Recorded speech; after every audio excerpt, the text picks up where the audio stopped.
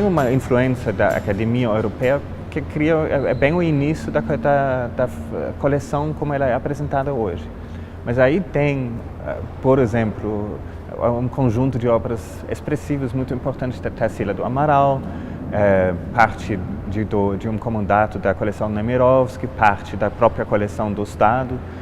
Isso é um conjunto importante que é talvez a âncora de um conjunto de obras do modernismo brasileiro. Então, muito assim, um momento que a arte brasileira sim tem influências europeias, mas que na verdade cria uma própria linguagem. Isso é um momento muito importante. A Tarsila é um exemplo, a Anita Malfatti é outra artista, Portinari, etc. Aí tem, eu acho que um outro momento interessantíssimo, que é um grande conjunto de obras que a gente chama o pop brasileiro, né? A arte dos anos 60, 70, 80, e nós temos um grande comodato da coleção Roger Wright, que é aqui ao nosso lado, e esse é um conjunto, acho que de obras altamente politicamente engajado, experimentando com outras formas de expandir, vamos dizer, o vocabulário pictórico e escultural da arte brasileira. A coleção de Roger Wright conta com mais de 170 obras brasileiras que compreendem desde os anos 1960 até os anos 2000.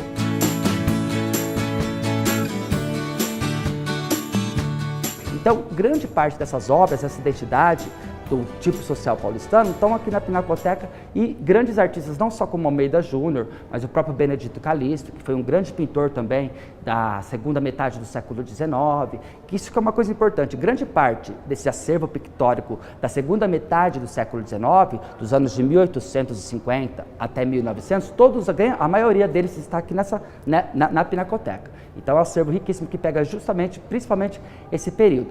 Mas tem outros mais contemporâneos, né? Cavalcante, também você tem a obra de Cavalcante aqui, e outras figuras também bastante importantes da cidade de São Paulo.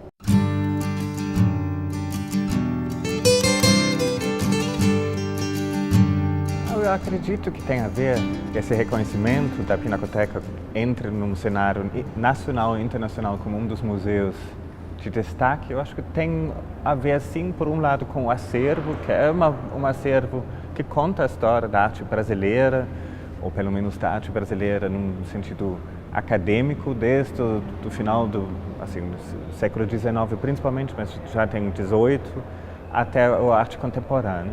Mas também eu acho que é a experiência da Pinacoteca como espaço, né? É uma arquitetura extremamente expressiva e uma experiência, por isso, muito agradável.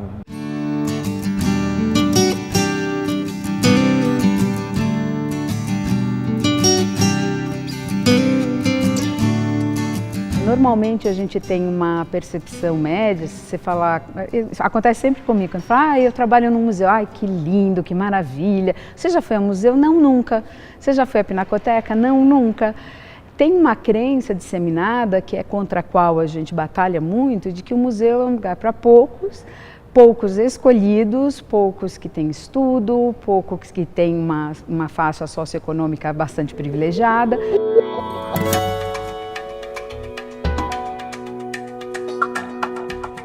O nome oficial do museu é Pinacoteca do Estado de São Paulo. O nome que a gente usa normalmente é Pinacoteca de São Paulo. E desde sempre teve um apelido, Pina. Fala, a gente está indo na Pina. Como em outros museus tem as siglas, né? A gente vai no MASP, ou a gente vai no MAN. E na Pina, muitas vezes se falava da Pina. Então a gente achou por bem interessante de usar esse nome dado coloquialmente, mas que expressa uma certa afetividade também nas nossas comunicações. Mas ele é mais ele sempre existe junto com o nome oficial Pinacoteca de São Paulo.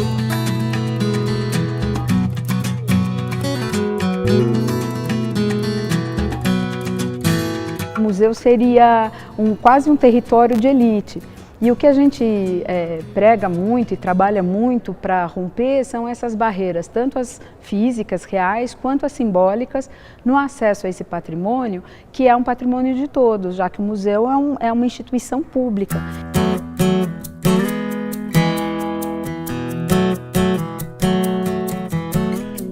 Então é o nosso papel de fazer que isso seja um lugar, um museu para todas e todos. E que todo mundo se sente à vontade de conhecer esse lugar e ocupar, nesse sentido, o centro novamente. Então acho que o mais que a gente frequenta o centro, o mais também os preconceitos com o centro vão se desfazendo.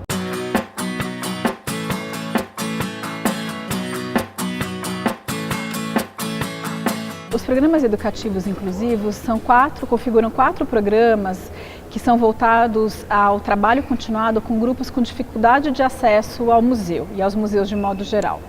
Atualmente são 4 programas. O programa educativo para públicos especiais, que atua com pessoas com deficiência e transtornos mentais. O programa Meu Museu, que atua com idosos. O programa Consciência Funcional, que desenvolve ações de formação continuada da própria equipe de funcionários da Pinacoteca. E o programa de inclusão sociocultural, que atua com grupos em situação de vulnerabilidade, que é a ação que vocês acompanharam hoje. A gente também tem um programa que acontece todos os segundos domingos por mês, que é um programa voltado para a convivência da família nesse espaço do museu, então dá para passar um dia gostoso, dialogando com seus filhos, dialogando entre a família e usufruindo desse espaço cultural.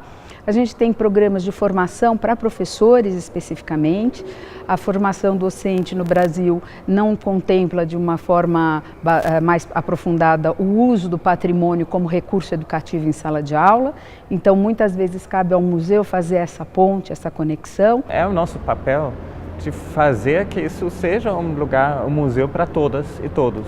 E que todo mundo se sente à vontade de conhecer esse lugar e ocupar, nesse sentido, o centro novamente. O Parque da Luz é o parque mais antigo, assim como o parque criado da cidade. Então, acho que tem muito para descobrir e é um pouco o papel de cada cidadão e nós como museu de ativar esse centro.